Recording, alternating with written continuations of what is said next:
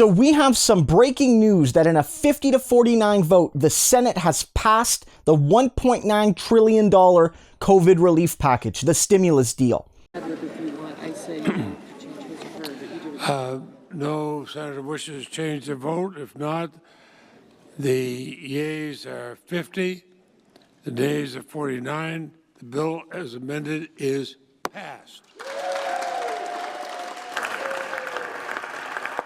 So that was the moment it happened. Patrick Leahy announced it, 50-49. One of the Republicans was out of town, so that meant it was a strict party line vote. Even if that Republican was there, it would have been 50-50, and Kamala Harris would have broke the tie by voting for the Democrats. And that means that every single Republican, every single one, voted against this deal. The moderate Republicans, the conservative ones, the right-wing nut job Republicans, every single one of them voted against this deal, meaning that they wanted to see people continue to suffer. And it really does show, guys, it really does show that those victories by Ossoff and Warnock in Georgia were vital, because even if one of those guys loses, it's a 51-49 Senate, and you got to get at least one Republican to come on board. And as you saw, even moderates like Murkowski and Collins didn't vote for this deal. They didn't accept it, right? So that shows the importance of those runoffs.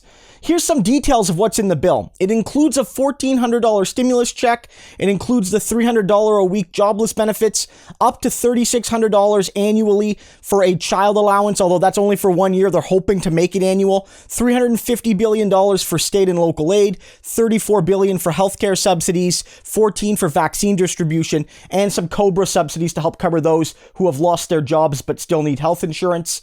This is a decent deal, but I don't think people should celebrate all that much, because there's so much more that should and could have been done. That's the real tragedy here. This bill needs to pass. People are suffering. People are desperate. People are hungry. People are at risk of eviction. Like, this needs to get done. And there's good stuff in here. That childcare subsidy is really good. If they make that permanent, that'll cut child poverty in half.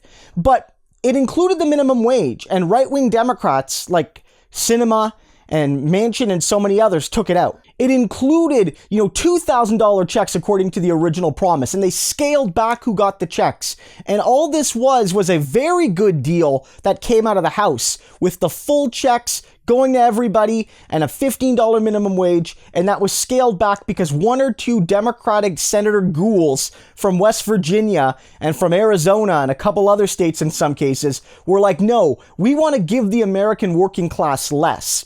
The vast majority of people liked the original deal that came from the House, including Republican voters, including people that voted for Trump and Republicans. They liked the deal with the minimum wage in it, and they still thought, oh, we got to get rid of it. A majority of people in West Virginia, one of the most conservative states where Manchin is a senator, support the $15 minimum wage. So this bill is a necessary but imperfect one. So I don't want people to think, oh, this is a glorious day, this is a fantastic day. By the skin of their teeth, they got something done that has decent elements. But if you think the fight is over, it isn't, because this is shown.